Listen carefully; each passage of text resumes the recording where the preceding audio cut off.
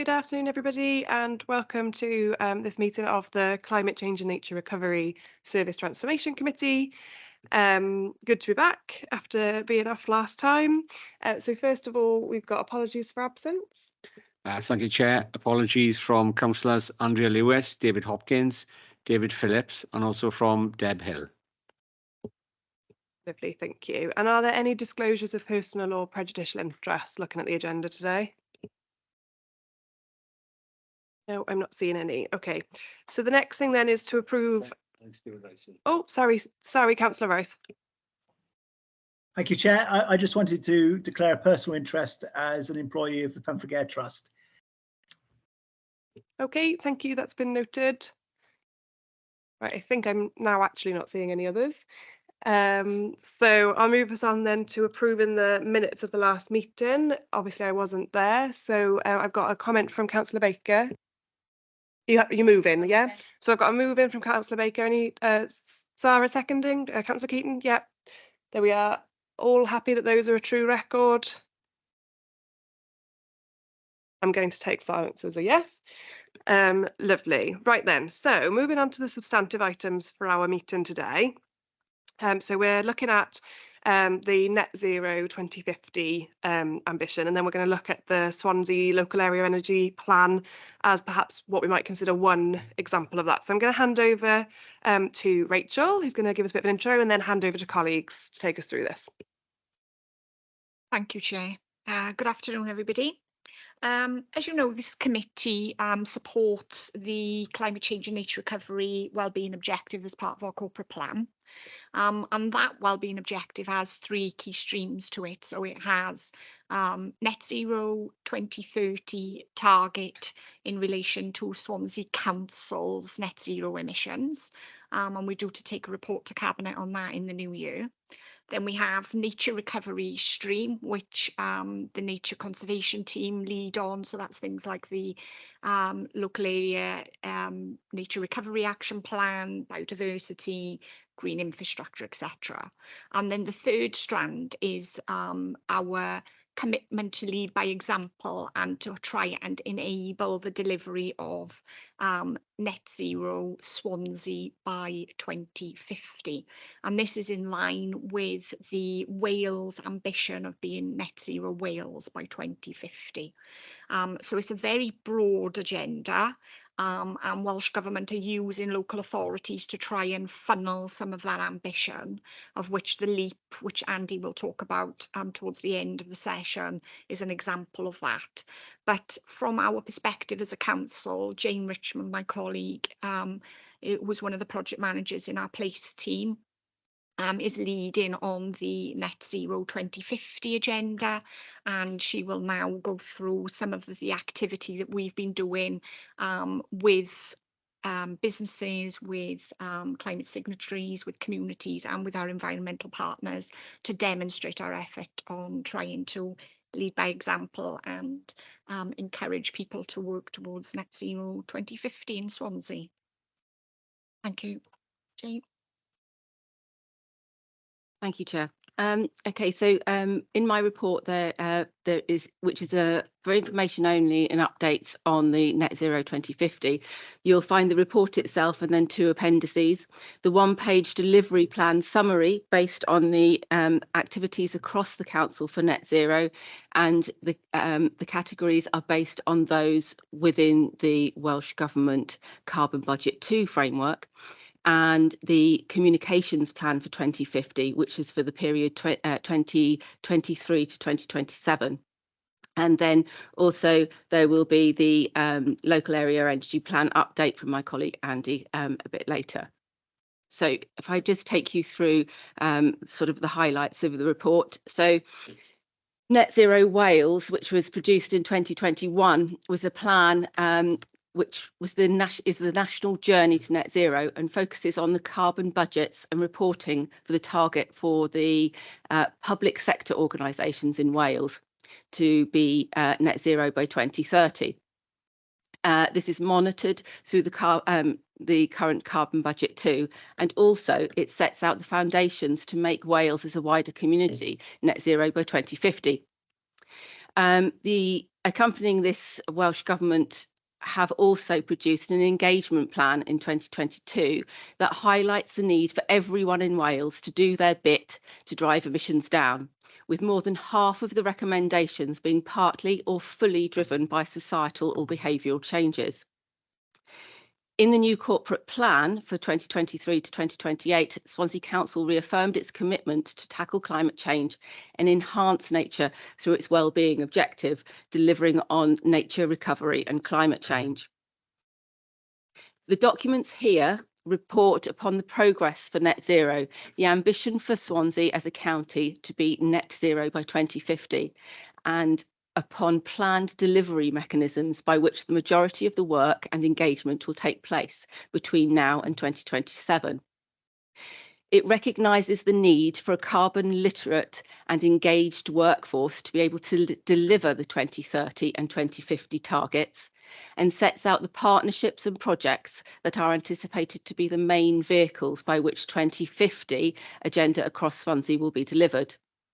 The delivery plan, which is a one-page summary at the back, is a list of activities and projects delivered by Swansea Council under the 9 carbon budget categories for 2050, which are electricity and heat generation, part of which Andy will be updating you on shortly, transport, residential buildings, industry and business, agriculture, waste and circular economy, education and engagement, enriching our natural resources, and land use change and forestry. The update and subsequent appendices recognise that there is a need to work collaboratively and in partnership, and this is paramount to success on such projects regionally as the Lagoon, the local area energy plan, the transport plan, and locally with the climate change and nature action signatories and the environmental partner framework. I will first talk about the work being done internally and before turning to delivery externally across the wider Swansea. The internal delivery will be through greater staff engagement and training to ensure a climate literate workforce. To this end, I have written 2 modules that are on the e-learning platform. These are intended to be the first in a suite of training, and the numbers of staff and members are undertaking this is a KPI. We are looking to increase the numbers annually, and as of October this year, it was 121 staff who have completed the module, with some of those also having undertaken module 2. This is not a mandatory course, so encouragement to undertake the training has been through various avenues, including the CEO's blog, and we will continue with that encouragement. As part of the engagement, we've also produced some toolbox talks. There are one on energy, one on biodiversity and water, and also there's been another one that has been written and has gone to translation today on how to have a greener Christmas. And there are others planned. These are designed to demonstrate that simple behaviour change can make a big difference and are available on the intranet and on the public council website. All of this is also supported by face-to-face delivery with service teams. 3 such sessions have taken place so far, and other service areas have been urged to contact me to book time for those as part of team meetings. These sessions have been co-delivered by with the Biodiversity Section 6 officer and have received great feedback so far, with one member of the corporate building service team saying, "Yesterday's workshop was interactive and informative, and together with the Climate Change and Nature Recovery Part 1 has highlighted the challenges we are facing globally. Even though I'm a relatively new member of the team, I will be passing on the knowledge and awareness I've received to help meet our decarbonisation goals we as an authority have set." A communications group for interested officers that are not necessarily part of the Climate and Nature Programme Board has also been set up. We meet 4 times a year and discuss updates across service areas. This helps with dissemination of information to officers and ensures that we have a route to bring issues and items to the table for discussion. The report also mentions the work of other service areas that are part of the Climate Change and Nature Recovery Programme Board, which includes such work as the development of training for SMEs in Swansea to help them decarbonise, the supporting of green skills, work with schools to help them cut energy consumption, the GI strategy, and more that are summarised in Appendix 1, the one-page summary for delivery for 2050. Is there any questions so far before I move on to the external stuff? Are there any questions? I'm not seeing any online. No. Okay. Right. The work for 2050 externally within the wider Swansea community, particularly that of the partnerships and engagement, are mentioned in some detail in this report, as these, with the internal training and engagement, are the areas that I focus on. The main ways in which the delivery for the 2050 agenda are being undertaken are the continued management and support of the Energy Awareness Hub, the Environmental Partner Framework, and the Climate and Nature Signatories Group. The Energy Awareness Hub, that is currently on the High Street, offers the people of Swansea free and impartial advice on bill payments, invest to save opportunities and funding.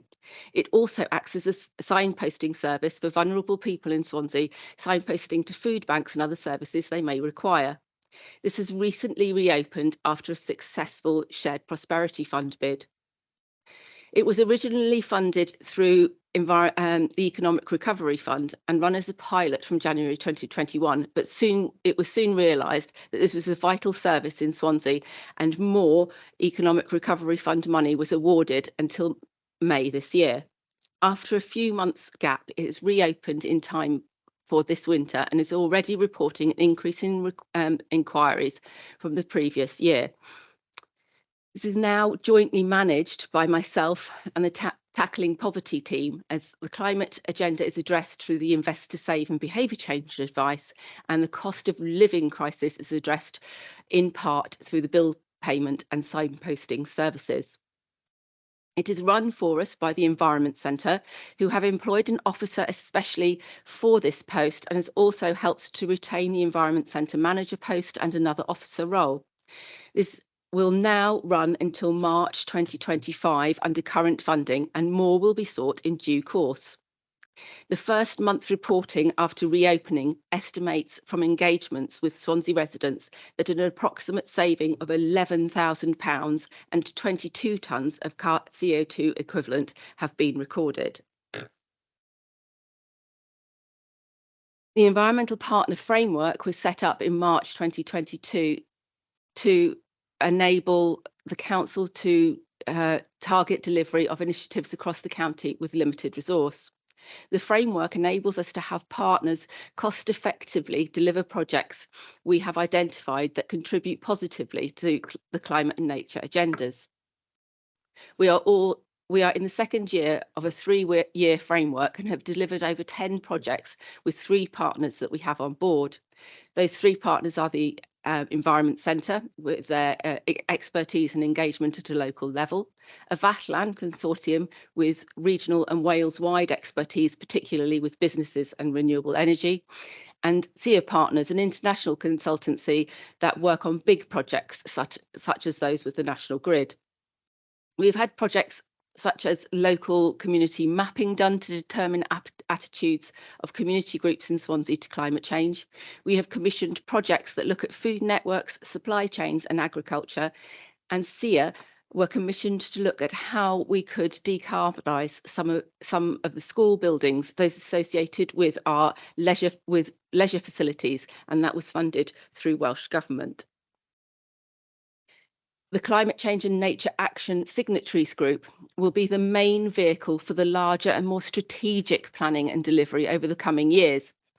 This was set up after Swansea Council declared a climate emergency in 2019 and then a nature emergency in 2021. A Climate Change and Nature Action Charter was drawn up and signed by the leader and sets out the Council's commitment to work towards becoming a net zero organisation and county by committing to work towards net zero carbon as an organisation by 2030, tackling actions to meet the challenge of climate change, climate and nature emergencies, working collaboratively with partners to develop a common strategy, and involving stakeholders, including children and young people, in a trust-building dialogue. Signing the Charter has been by invitation and now also has been signed by 13 other organisations in and around Swansea. These are the Swansea Bay Unitary Health Board, the Police, Fire, BID, both universities, Natural Resources Wales, the Swansea Environmental Forum, the Local Nature Partnership, Gower College, Pobble, Coastal and Avatlan. A signatories group with the climate change and sustainability managers and other representatives from these organisations was set up earlier this year, and I am the current chair of this group. We undertook a branding exercise to encourage participation across Swansea and worked with the University of Wales Trinity St David graphic design students by running a competition. The successful brand was decided upon by signatory members, and the launch of the brand took place at the Green Recovery Conference in November, just gone, with attendance from the leader, Councillors Lewis and Hopkins, senior officers and members of the group. And I am pleased to say that it has been received well, and subsequent publicity has been really positive. The brand is all about sort of building a critical mass of people recognising something that they can all work towards. In the summer, we as a group were asked by PSB to be the delivery group for Step 3 of the Wellbeing Plan. For this work, we have set up 2 working groups within the signatories. One to undertake a mapping of work regarding this agenda that is being undertaken by the signatories themselves and other key organisations across Swansea to gain better understanding of the direction of travel, where the gaps are and the opportunities for greater collaboration. This piece of work should be completed by that working group by the end of January 2024. The other piece of work is to produce an adaptation and mitigation strategy for Swansea that each of the signatory organisations can buy into and use to help inform their own work, but significantly this will be a co-production piece with the people and businesses of Swansea. We intend running a number of workshops with in the different regions of Swansea as defined by the LDP, and we'll be inviting people to register to participate, and we'll be asking them to answer key questions relating to the effects of climate change in their home areas and what they feel needs to be prioritised. We would like participation from members at these workshops as well. Workshops would also take place with the signatories and key officers from their organisations. For instance, a representative from the LDP and another from Nature Conservation Team, as well as the Energy Manager, amongst others, will be invited to participate on behalf of Swansea Council. The adaptation and mitigation will be asking for the key priorities for Swansea, and this will be first taken to PSB and then each of the signatory organisations for support and to integrate its finding into key policies and strategies that we devise, and we will devise an action plan that will be the main focus of the work of the signatories group over the coming years. The other part of the report you have in front of you is the appendices and the delivery plan on the one page as previously mentioned, and then a communications plan that sets out in more detail the engagement internally and externally for 2050. These include actions such as the reporting processes, improved reporting processes for the Climate Change and Nature Recovery Programme Board, the use of agreed hashtags by the comms team and officers for social media, and the continued development of the website. Also, the promotion of the Bronze Award for the One Planet Standard, which Swansea was the first authority in Wales to achieve in 2022, and a piece of work I collaborated on as a new member of staff at the time with Susie Richards, the Sustainable Policy Officer.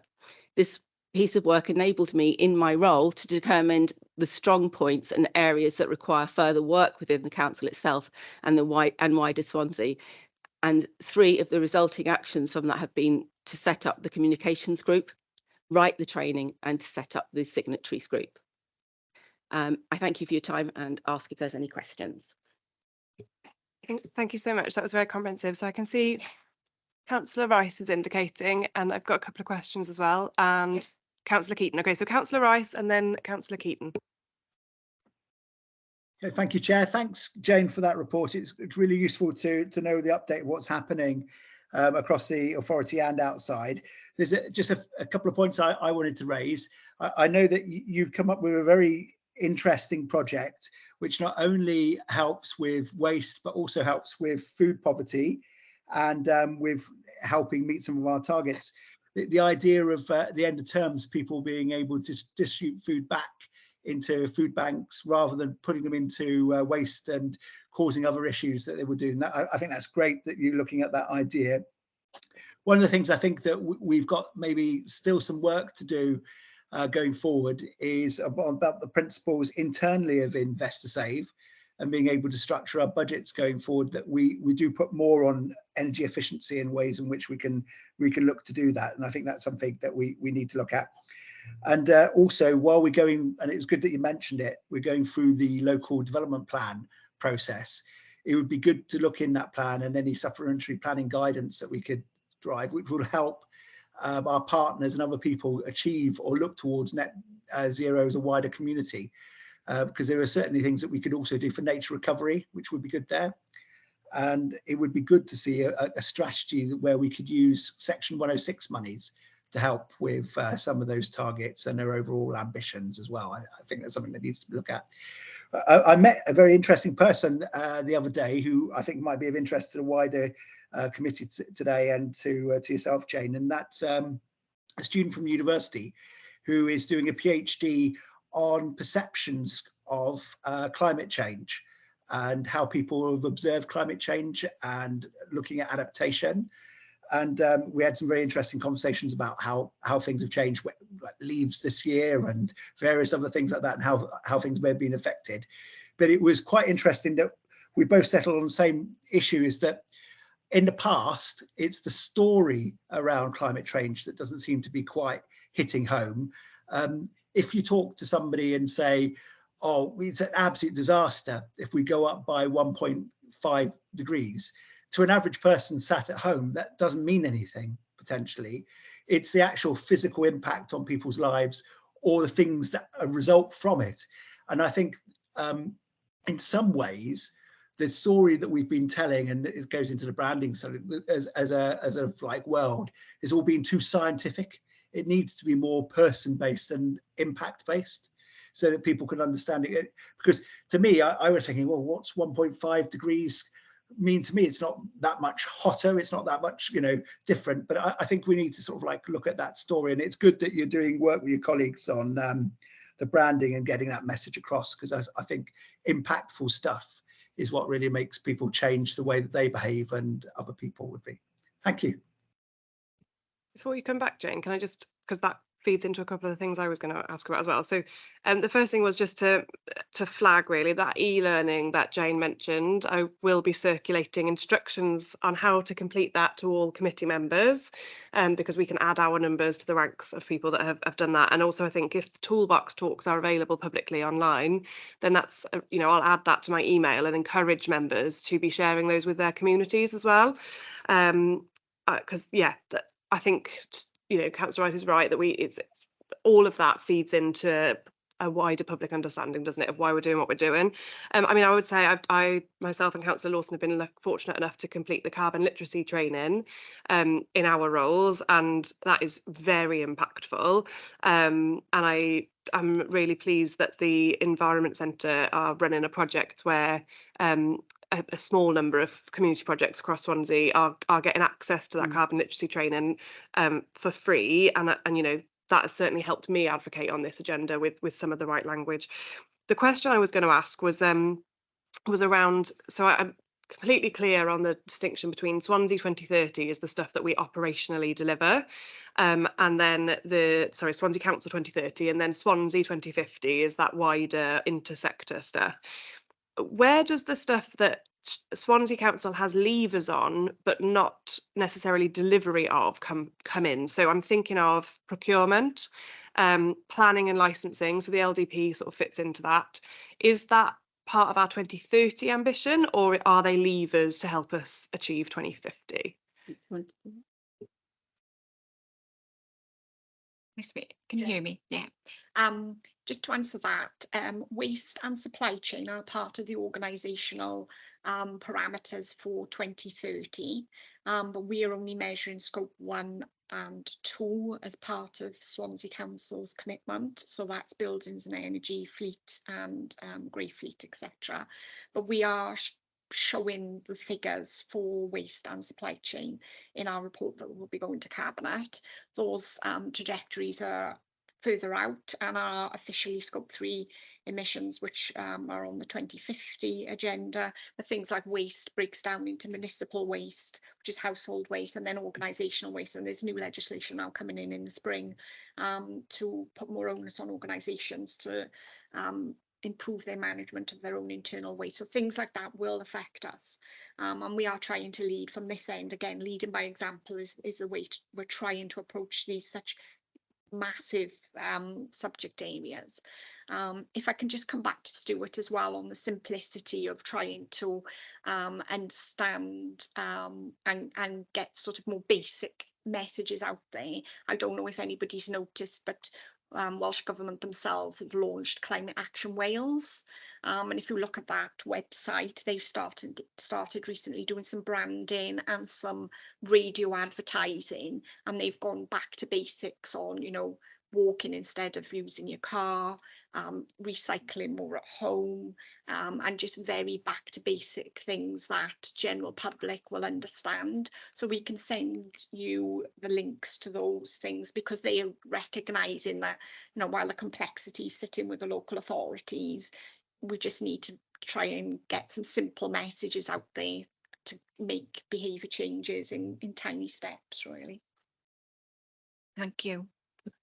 Can I come back on that? That's, yeah, just to go back then and to build upon what Rachel's just said, Councillor Rice, I do believe that the behaviour change message has to be empowering for the people of Swansea. It can't be all negative and doom and gloom. It has to be something that is relevant, and it has to be something that is achievable, particularly in the first place, because there's nothing worse than being asked to do a task that is too enormous in its first instance. So it has to be steps that people can take that they find are empowering, and that then they can actually build upon that in the longer term. So we will be looking at that. One thing that wasn't mentioned in this report and was actually fairly secret until last week was the fact that one of the tools that we will be having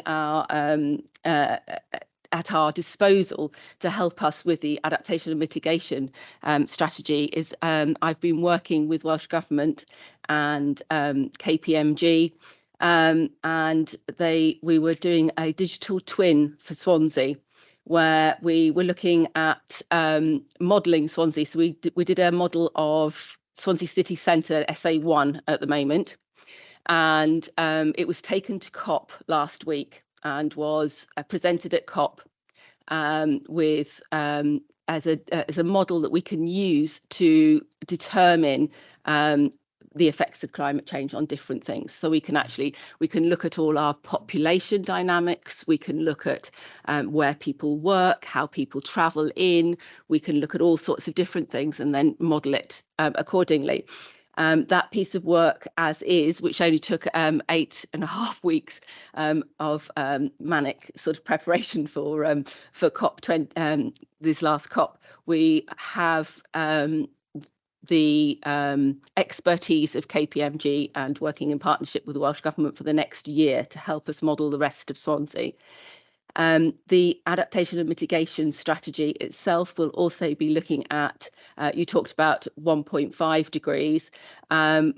We have been asked by the Climate Change Committee, which has then been adopted by this framework has been adopted by the Welsh Government, to look at a 2-degree rise and potentially a 4-degree rise as well.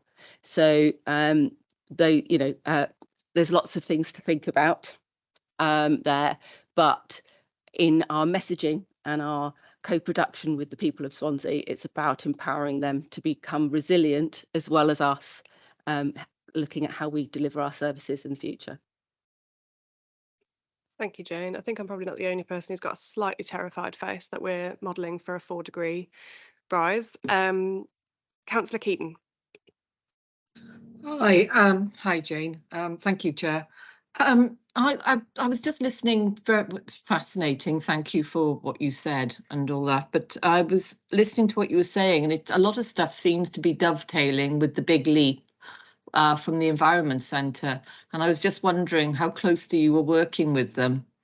I know we've been very interested, as Councillor Fogarty will say as well, as community councillors with our other hats on.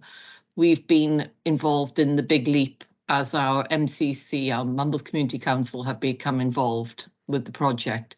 And it would be interesting to sort of see how the resources will spread a bit more if you do work with them, because it's very interesting.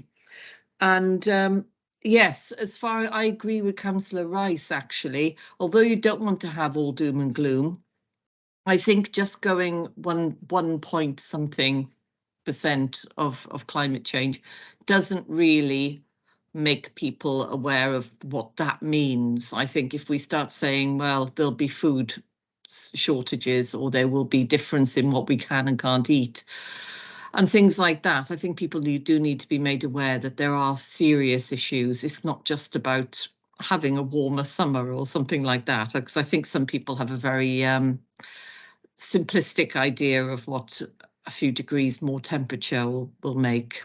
Thanks. Thank you. Do you want to come back to that, Jane?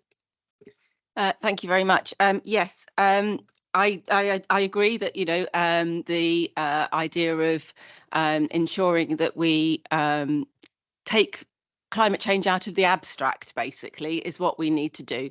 If we're going to actually get messages across, we've got to make it relevant to the people that we're talking to, and those messages are going to be different to the different groups that we're talking to, and we have to actually really understand that and the values that those communities hold, and working with that to enable us to get the right messages across. And we have to be honest as well. You know, there's no point in sort of not being honest about it, but it's how you frame things to make people feel that they have the opportunity to do something and make that difference, I feel. As far as the Environment Centre is concerned, I've worked alongside Rian, the centre manager, on the Environment Centre stuff, and I've been helping the new project manager for the LEAP with some technical issues and bits and pieces. We've talked about how we could align both of those projects to ensure that we have some really tangible way of counting carbon in the community. Okay, because obviously we have the Welsh Government reporting, and I know the Welsh Government are working really hard to try and get bigger organisations on board in the way that that is reported. But then there are people in Swansea that want to know that what they're doing is making a difference already. And so we're trying to work out ways of, almost like on the side of a church where you had the temperature gauge of the amount of money that people had raised for the new roof. We need to have something that's visual, that people can understand, and feel that their bit contributes to how Swansea is meeting its net zero 2050 targets. So we're looking at that, and we have an ongoing dialogue looking at how we're going to do that for the future. Lovely. Thank you. Thanks. I've got one small question left. Is anyone else indicating? Otherwise, I'll make this the last one and we'll move on to the next agenda item. Okay. My last question was the Energy Awareness Hub. So great to hear that funding's been secured till March 25, but obviously that's going to be here before we know it, isn't it? I was just wondering whether you've, or not you personally, whether we have explored some sort of sponsorship or partnership with any of the energy suppliers or distributors, or any of the companies that make air source heat pumps, or, you know, any of the things that we recommend. Because I know I think it's just gas distributors have got vulnerability funding that is available exactly to hit the sorts of people that the Energy Awareness Hub will be supporting. Yes, thank you, Chair. Yes, we have, the Environment Centre has gained other funding through things like the National Grid and Warm Wales, and they have home energy packs that they can give out, so that it's draft excluding tape and LED lights and things like that, to help people. They also support a sort of a warm space at the hub as well. So if anybody has a coat or a blanket that they can donate to that would be gratefully received. Yeah, so they are exploring, and we are exploring other avenues. We have to be careful because of the Shared Prosperity Fund monies that we have, to ensure that what we're doing, if we ask others, is in line with what we've already said is going to be delivered through that fund. We are also looking at how we might do this in the longer term, and I've been talking to the team that are looking at the BHS building, and we're probably going to house it in there in the future. You know, there's lots of things like that. So there's lots of conversations on how we can actually make this go and last in the long term, because I don't think the cost of living crisis is going to go away anytime soon. But also that whole invest to save and funding and having that free and impartial advice for people, I think, is really important, because you can go online, but you don't know whether what you're reading is really good or whatever. So it's to help people work their way through all of that as well. Lovely, thank you. So, so just a reminder for everybody to look out for their e-learning instructions when they come out. And also, I think this probably is a good moment to mention the Have Your Say climate change survey, which closes on the 20th of December. So please do share that within your communities as well, because that all feeds in to help us with this, delivering on this agenda. So I will move us on then to agenda item 5, which is the Swansea Local Area Energy Plan, which persists to trip me up, and I think I'm handing over to Andy. Thank you, Chair. Yeah, good afternoon, everybody. I'm Andy Edwards. I'm a project manager working in the Place Directorate, and one of the projects that I'm responsible for is overseeing the development of Swansea's local area energy plan. Yet another thing called LEAP. So you're going to find some of these acronyms are going to get confusing, because lots of people are using the same letters these days. The report before you this afternoon is purely for information purposes at this stage. It's part of a wider process where we're trying to make sure that all the relevant groups are aware of the development of the LEAP, and that we can keep them in touch with the progress, so they're mindful in their own discussions about what is happening.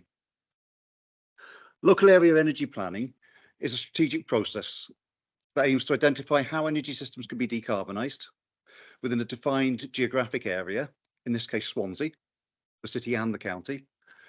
The final product will be a fully costed plan identifying the change that needs to happen, where, when, and by whom. It's a methodology that's being used quite widely now across the UK and has been adopted by a number of local authorities, including Manchester, Bristol, Bridgend, and Pembrokeshire. So the intention is that Swansea's LEAP will give us a pathway that will achieve net zero by 2050.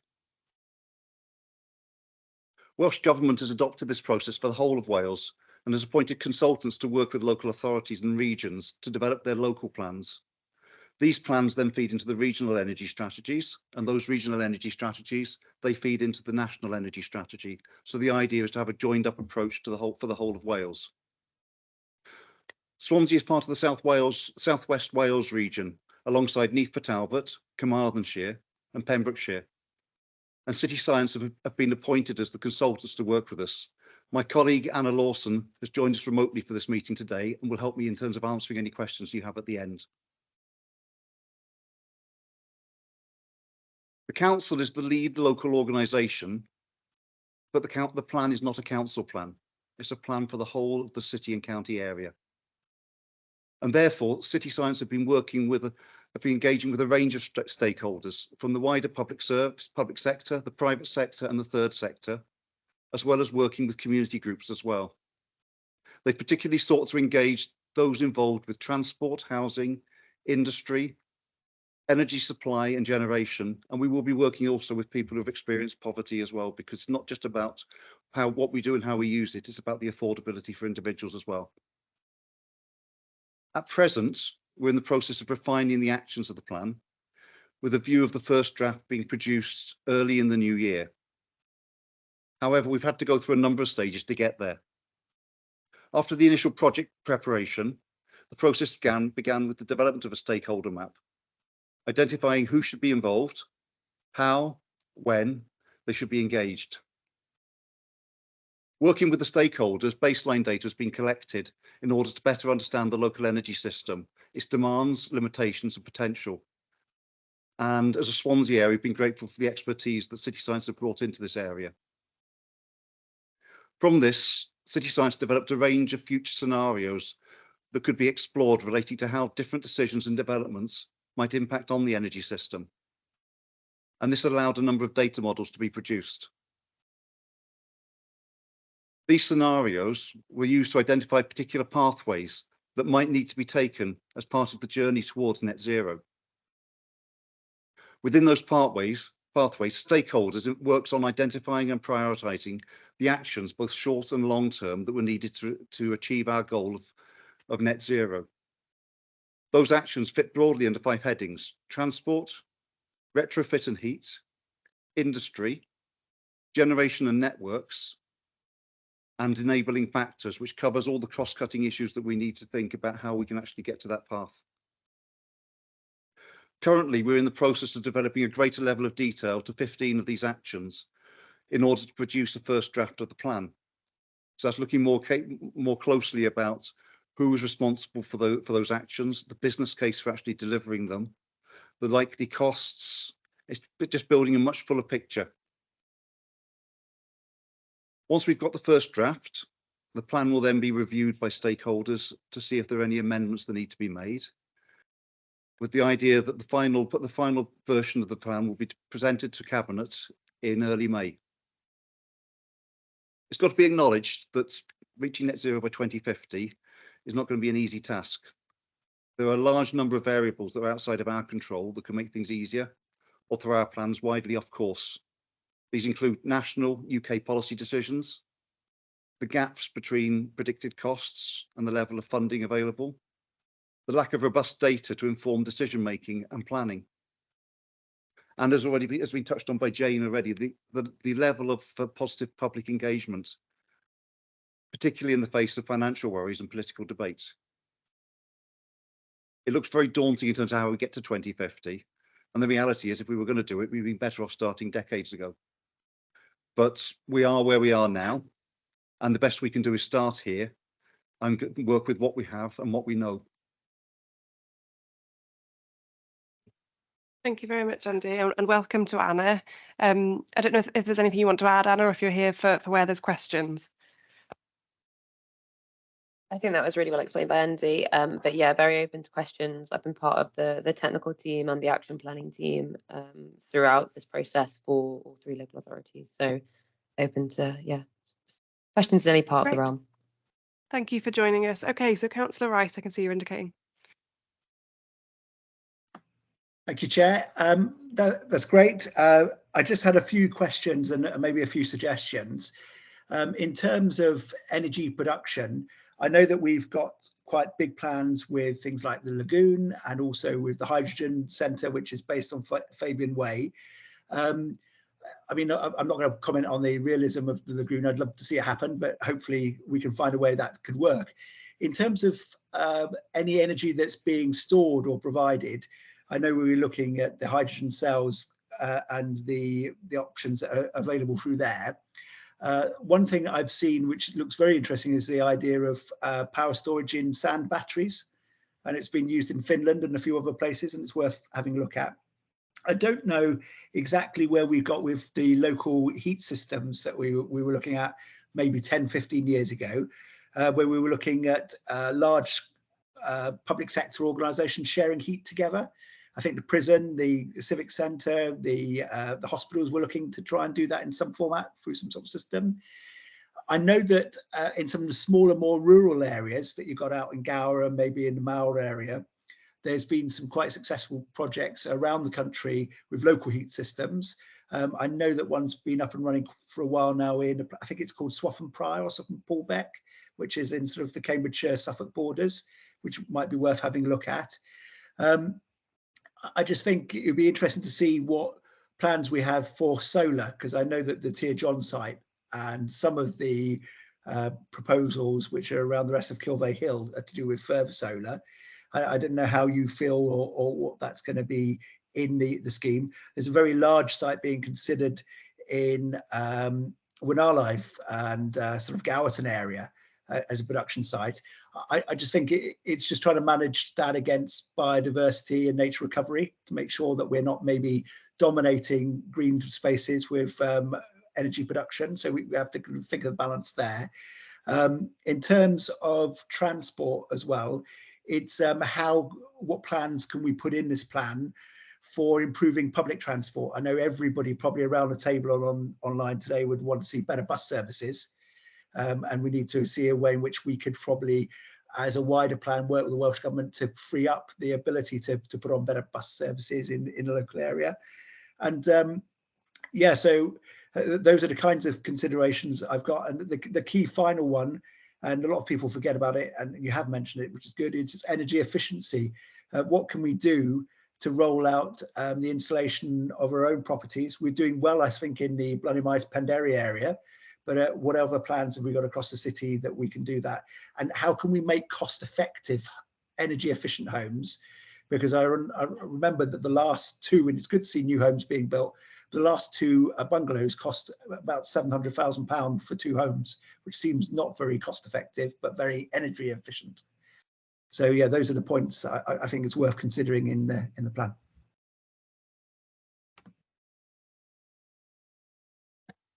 I can come back to some of those points, and thank you for them, because some of the information that you're sharing there is, at the moment, obviously planning until 2050 is a long way, and all the developing technologies are very useful to understand, and there's examples of them as well. I'll start backwards in terms of when we're talking about energy efficiencies. Then there's a number of actions that look at the retrofit work that we're doing within our own social housing stock, and also with partners within social housing, Ceredig, Pobl and Coastal.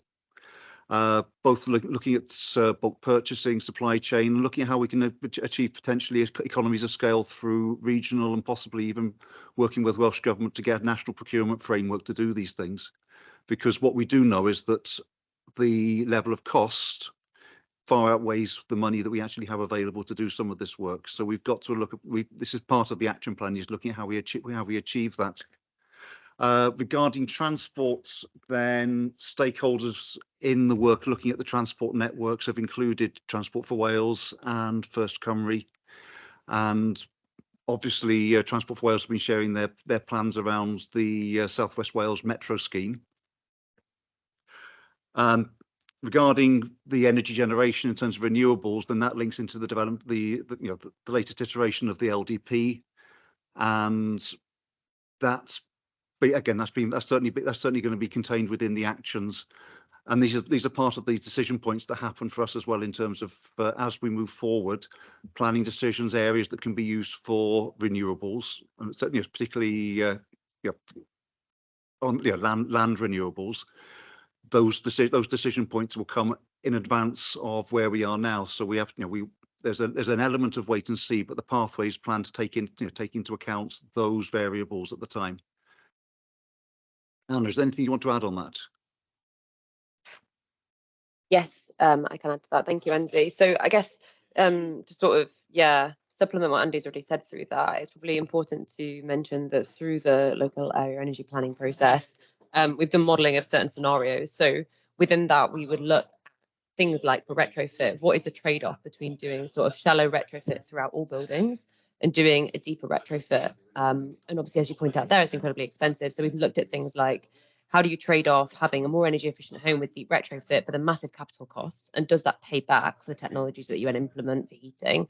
And actually, is it better to put in shallow retrofit and then a heat pump which works at a high efficiency, and how much faster that might pay back? So those kind of sensitivities are being considered and have been modelled already, and then are being looked at. And so with the action plan that we're putting together, and the way that LEAPs work in general is that every 5 years, the idea is that they will be updated. And so these action plans, are by no means paving the complete way to 2050. The idea of a lot of them are setting actions in place that then can develop. And so we're putting actions in place that can start this process rather than locking in ideas, which actually, as things like retrofit develops and is being rolled out, it might alter slightly depending on improvements in technologies for heat pumps, and actually retrofit isn't needed quite as much as first suggested for a heat pump to work effectively. So we're trying to have that sort of flexibility in it. Coming on to public transport, the model has also looked at how can we anticipate what that future demand could be for public transport. So if we have that uptake in buses, for example, what infrastructure are we going to need to support that? And so we've looked at that sort of on behalf of the National Grid and NGED as the network provider in the area, to understand where they might have those hotspots for buses and what that range of demand could be if you have mass uptake of public transport or if you have business as usual, just so they've got sort of that idea of how they need to support that so that it isn't a blocker for the future.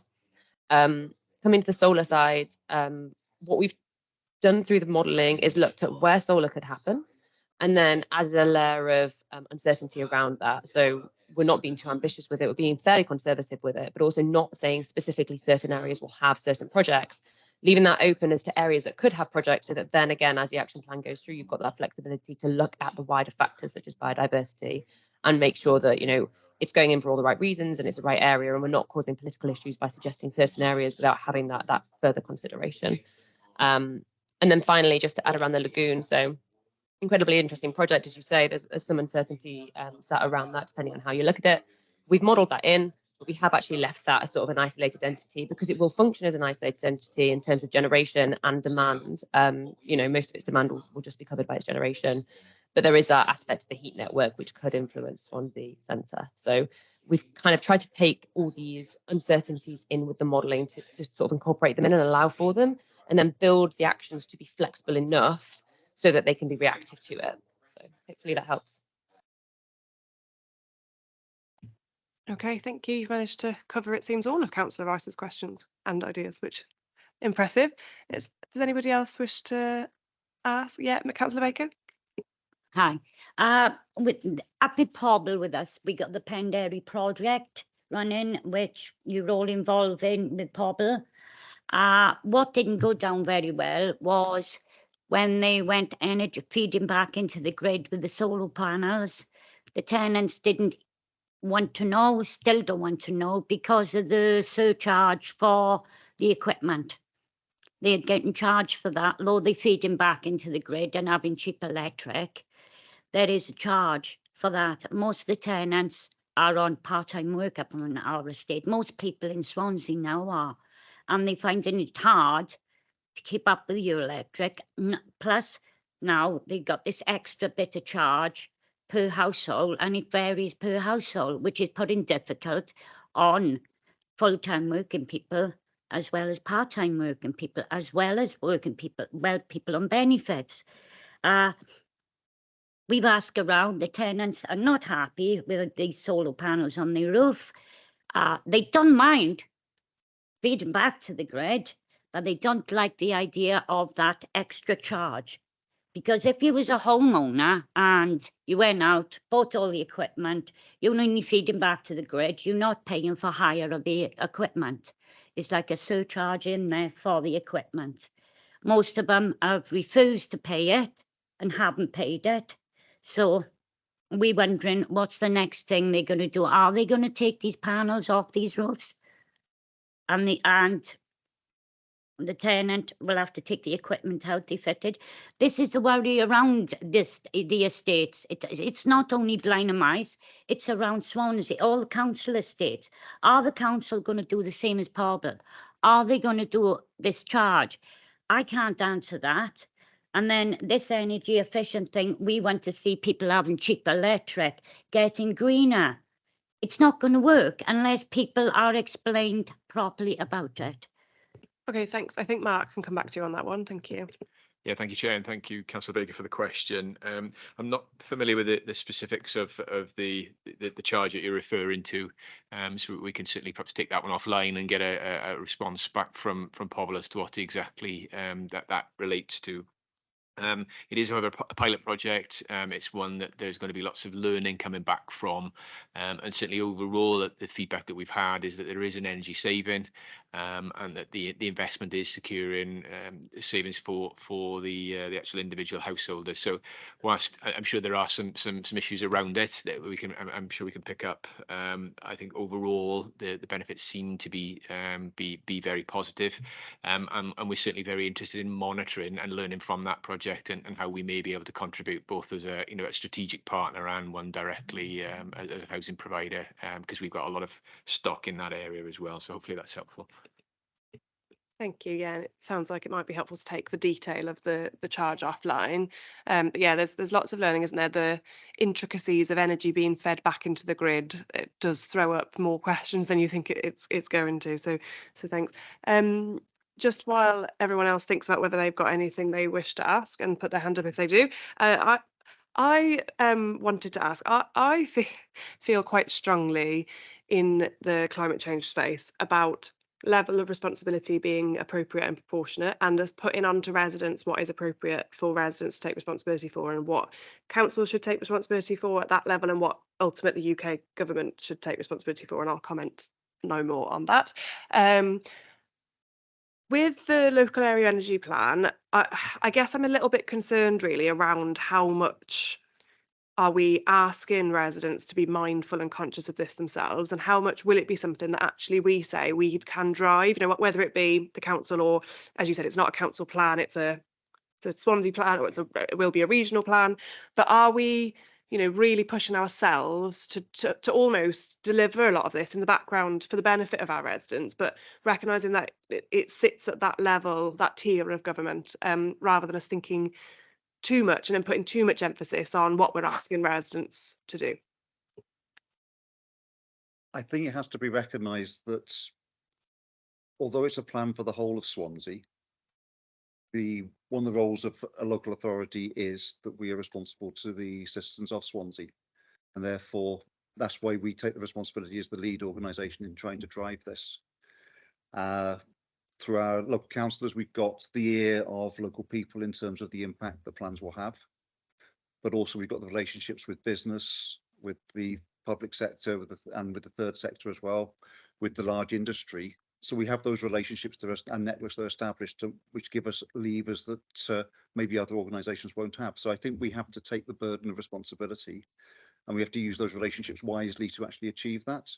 We need to get mode change, and it needs to be done in a positive way. So, and where Jane's been talking about how we engage with people about changing what they do, it's got to be something that actually is empowering for the individual and for those organizations as well, so that and it also needs to feel manageable. But people need to be aware of that it's a journey that we are doing together, that we're not saying it's all on the individual, but we do need an individual contribution to help us as a council to deliver this, because it is for us as a whole of an area. I think that's probably the most I can say at this time on that anyway. Yeah, sorry, Rachel. Thank you, Chair. Just wanted to add as well, regionally, Welsh government have allowed us to resource this project once the plan is approved. So there will be a project manager and 2 project officers covering the whole of the region. They will be employed by Carmarthenshire Council, but one of the persons that we're hoping to appoint is a community engagement expert, because we do feel that's sort of where we need to bridge the gap, is to start to be out there and talking more to people. We envisage that the project manager will maybe oversee the strategy, but the project officers will probably share one with Neath Talbot to do some specific work within both the counties. Lovely. Councillor Rice, is that a new hand? Yeah, do you want to come in? Yeah, thank you for letting me in for a second time. Yeah, I think the 3 main things are infrastructure, funding, and policy. So most of those are usually beyond the hands of individual homeowners and individual small businesses. So it's the framework that you provide for those people to act in. So I would hopefully feel that the leap that you put together will inform government policy, because it's got to be funded, because you won't be able to achieve hardly any of these things if you don't do it. And another key thing is, whatever you do, you've got to make sure that the individual householders don't feel penalised in some way by being involved in it. It's got to be seen to be of a benefit to them, or they've got to be educated or helped to be informed in some way that what they're doing isn't acceptable but it's got to be a positive experience rather than a doing to experience, isn't it? And just to add to that, I think they've got to feel like they're doing their proportionate bit in the context of the big players. You know, to use waste as an analogy, to solve the waste issue in the UK, we've got to stop just asking people to recycle at home. You know, we've really got to tackle some of those big structural things. So yeah, that's where my question was coming from, really. But I think Andy, you wanted to come back in there. I was only going to come in very briefly, and I think Councillor Rice summed it up quite nicely in terms of infrastructure funding and policy. And I think the advantage of where we are within Wales is the fact that we have a structure at a local, regional and national level. So we meet together.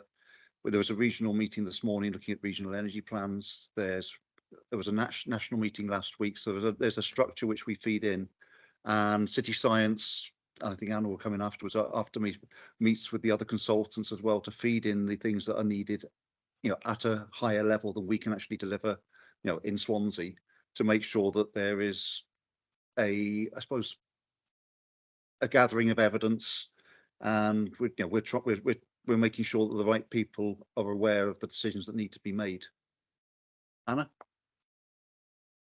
Thank you, Andy. Yes, I was just going to add to that, I suppose, kind of comes in quite nicely of what the power of the leaps that I've seen happening in South West Wales, particularly compared to the ones that I've been involved with. So I've been involved once through London, we're working in the South West as well now, and in the Midlands, is that you've got that regional approach. And so the actions are being brought back onto that regional level, and you can work with other local authorities, and it makes it a lot more feasible. So things like addressing the supply chain issues, again, addressing the skills gap, works a lot better if you work with neighbouring local authorities rather than working as an island. And so I would say, in comparison to other leaps, that's a real benefit of what Wales have got going for them. But I think in terms of kind of taking the public on board and how much responsibility falls, that is another thing that we've discussed a lot throughout the leap, and the fact that these actions can't all fall back on Swansea Council themselves either, because there isn't the capacity for that and it's not realistic.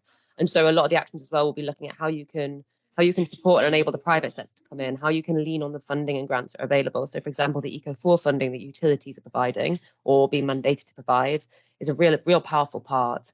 And so leaning on those, because at the end of the day, this whole decarbonisation for all of the UK is not going to happen just from the public sector. This has to be something that is financially viable through the private sector, finding those means. So it's kind of working with them and enabling that, and at the same time ensuring you have that engagement with the public and avoid the misinformation and reinforming, so that they understand the process and they have a better outcome at the end rather than having to make compromises. So the actions are sensitive to that, I would say, and we're very aware that we don't want it all just fall back to the council to push things forwards. That sounds really reassuring. I do feel I should clarify that I would encourage everybody to recycle at home, as well as all of the other things that need to happen to solve the waste challenges that we have. Right, on that note, I'm going to move us on to the work plan. So as always, the work plan is in the back of your agenda packs. Just want to get confirmation from members. So at the last meeting, we looked at the sustainable transport strategy, and I think there was appetite for us to do an offline workshop on that, to be able to delve into the detail, a bit like we did with the local nature recovery action plan. So are people happy? We've looked at diaries, and it seems the best way to do that is to replace what would have been a formal meeting with that offline workshop, at which I would recommend in-person attendance if you can make it, because it's always just a little bit easier when we're having these ideas discussions. But are people happy for us to do that? So January's meeting would be that workshop on sustainable transport. Seeing some nods online. Yeah, it seems like that's okay. Otherwise, the work plan is there for your information.